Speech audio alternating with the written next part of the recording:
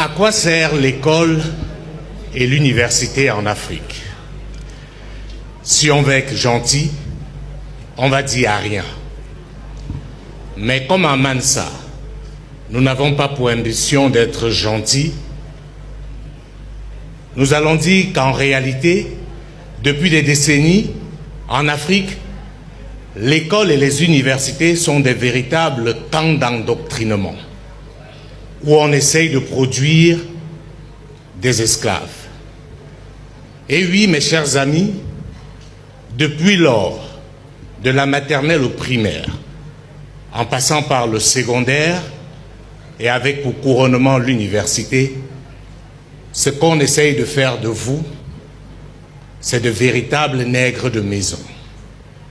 Pendant que les autres ont conduit leur système éducatif dans l'optique de questionner leur environnement et de le transformer, en Afrique, on nous apprend à imiter les autres, à réciter ce que les autres font.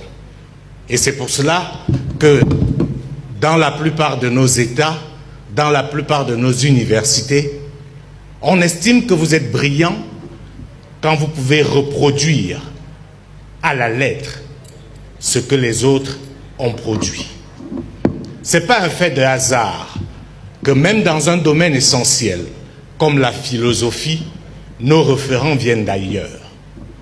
Nous sommes contents de parler de Hobbes, Emmanuel Kant, Platon, Socrate et j'en passe.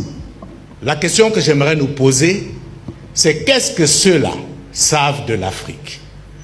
Comment pouvons-nous penser notre modèle de société à l'aune des gens qui ont travaillé pour démontrer que nous ne méritions même pas d'être considérés comme des êtres humains?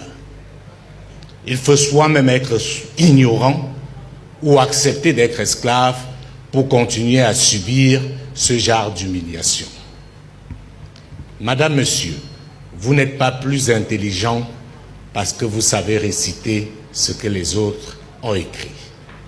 Chers amis étudiants, vous n'êtes pas plus brillants parce que vous pouvez citer les plus grands auteurs du monde. Nous sommes venus ici ce matin pour vous dire que certains de vos enseignants, à défaut de vous mentir, vous travestissent.